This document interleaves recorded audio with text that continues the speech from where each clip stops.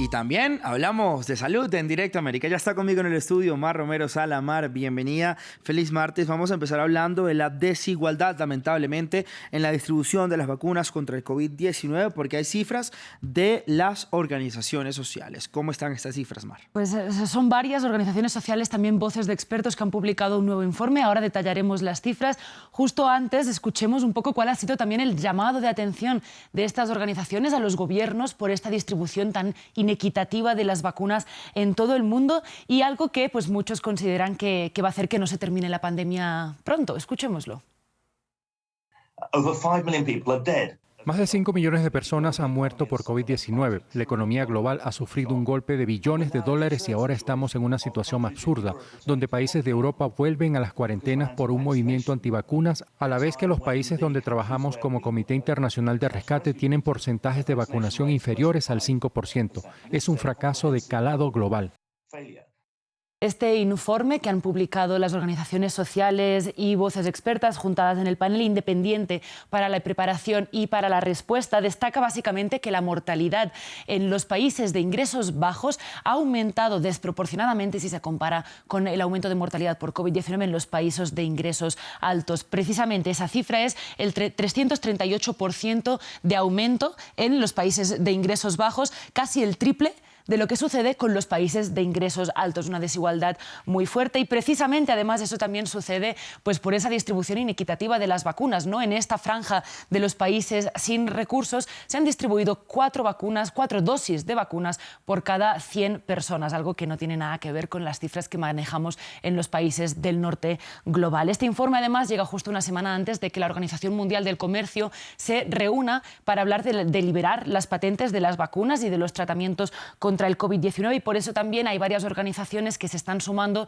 para pedir a los gobiernos y pedir a las farmacéuticas que esas patentes se liberen, algo que muchos también consideran que es indispensable para poner fin a la pandemia y hacer esa vacuna más accesible. ¿Qué pasa? Que la industria farmacéutica y algunos países, precisamente de estos países ricos, se oponen, por ejemplo, Alemania, que alberga BioNTech, ¿no? La mitad de la vacuna de Pfizer-BioNTech, pues porque están haciendo beneficios al final millonarios también con estas vacunas que se venden en todo el mundo. Mar, por favor, explíqueme una cosa. El gobierno de Kenia decidió implementar una especie de pase sanitario. Le pregunto, si estamos hablando de esta desigualdad de las vacunas, pues ¿cómo está entonces Kenia en esta distribución de la vacuna y cómo van a implementar un pase sanitario? Exacto, es un ejemplo de hecho clarísimo para ver cómo no se pueden aplicar las mismas políticas también según qué países, ¿no? El gobierno decidió implementar este pase a partir del 21 de diciembre para acceder a restaurantes, hoteles, bares, pero también para acceder a cosas tan básicas como escuelas o el transporte público. Todo esto mientras solo el 8% de la población de Kenia está vacunada y el país además ha recibido en total unos 10 millones de dosis de vacunas, una cifra totalmente insuficiente para inmunizar a las más de 30 millones de personas que forman más o menos su población adulta. La decisión en parte busca aumentar esta tasa de vacunación, pero pues el problema quizás no está en si la gente quiere vacunarse o no, sino en la disponibilidad de vacunas y también en, por ejemplo, pues que hay muchísima población que vive en la ruralidad que no puede acceder a estos puntos de vacunación. Escuchemos algunas de las denuncias que llegaba de la población keniana. Deberían haber hecho una campaña puerta a puerta, como lo hacen con la polio. Vacunar de casa en casa en vez de negarnos el acceso a los servicios públicos.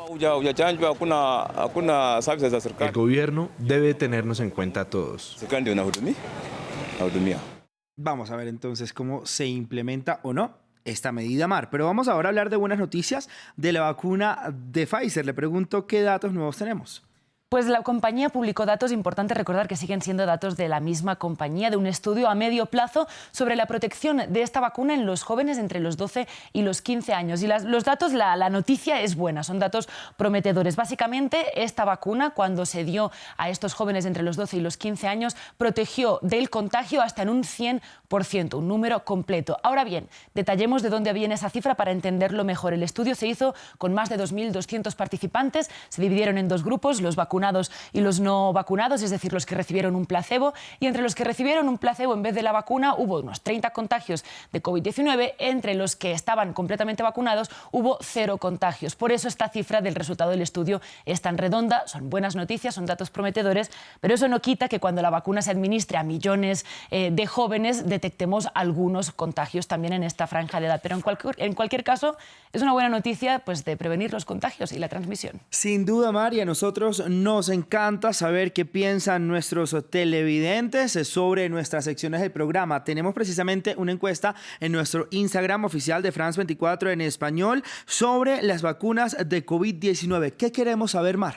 Pues básicamente lo que estamos preguntando esta vez es si hay personas que tienen dudas alrededor de la vacuna, ¿no? Si están dudando en vacunarse o no. No solo en Instagram, también pueden responder en Twitter, en Facebook y en YouTube. Entonces, pues nuestro objetivo es resolver estas dudas también de mano de nuestros asesores científicos, y lo pueden hacer tanto por privado en nuestras redes como con los hashtags SaludF24 y Directo América F24 también. Así es, así que el llamado es a que participen en nuestra encuesta de nuestras redes sociales sobre la polémica vacuna contra el COVID-19. Mar, muchísimas gracias por toda la información de salud. Nos vemos mañana con más de esta sección. Vamos a pasar ahora a hablar con nuestra segunda invitada del día.